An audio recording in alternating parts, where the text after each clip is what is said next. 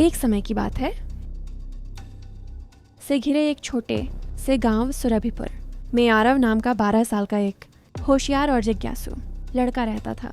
उसे रोमांच पसंद था और उसके दादाजी उसे हमेशा पुराने समय की रहस्यमयी कहानियां सुनाया करते थे। एक रात दादाजी ने उसे एक ऐसी कहानी सुनाई, जंगल के सबसे भीतर कहीं एक जादुई खजाना छुपा है, जिसे सिर्फ वही पा सकता है जो दिल से साहसी और इरादे से सच्चा हो। अगली सुबह आरव के मन में वही कहानी घूमती रही। उसने ठान लिया कि वह इस खजाने को खोज कर ही मानेगा। वह अपने बैग में पानी, टॉर्च और एक कंपास रखकर अकेला ही जंगल की ओर निकल पड़ा। जंगल जैसे जैसे गहरा होता गया, वैसे वैसे अजीब अजीब आवाजें गूंजने लगीं। ऊंचे पेड़ों से छनती धूप जमीन पर सोने जैसे टुकड़े बिखेर रही थी। चलते चलते उसे एक पुराना पेड़ मिला, जिसके तने पर अजीब सी आकृतियां खुदी थीं, मानो किसी ने उसे नक्शे की तरह बनाया हो। आरव ने पेड़ को ध्यान से देखा तो उसे एक दिशा चिन्ह मिला जो उत्तर की ओर इशारा कर रहा था। वह उसी दिशा में चल पड़ा। कुछ दूर जाने पर उसे एक पत्थर मिला जो हल्की सी नीली रोशनी फैला रहा था।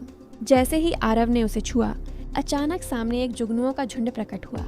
लेकिन ये साधारण जुगनू नहीं थे, ये गोल गोल घूमकर हवा में कोई चिन्ह बना रहे थे।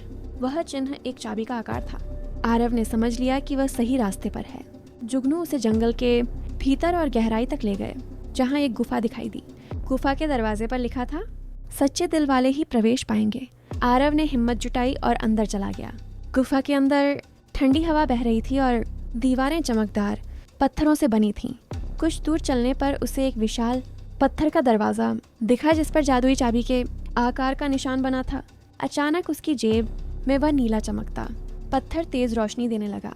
आरव ने उसे दरवाजे के निशान पर रखा। दरवाजा धीरे धीरे खुल गया। अंदर एक बड़ी गोल कक्ष थी, जिसकी छत पर तारों जैसी चमक थी। कक्ष के बीच एक प्राचीन लकड़ी का संदूक रखा था।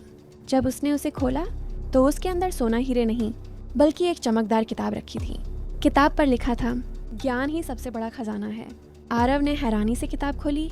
यह जादुई किताब थी, जिस पर जैसे ही वह कुछ सोचता, पन्नों पर उसी विषय का ज्ञान प्रकट हो जाता। विज्ञान, इतिहास, जादू, कला, जिस भी विषय का नाम लेता, किताब उसके सामने खुद लिख देती।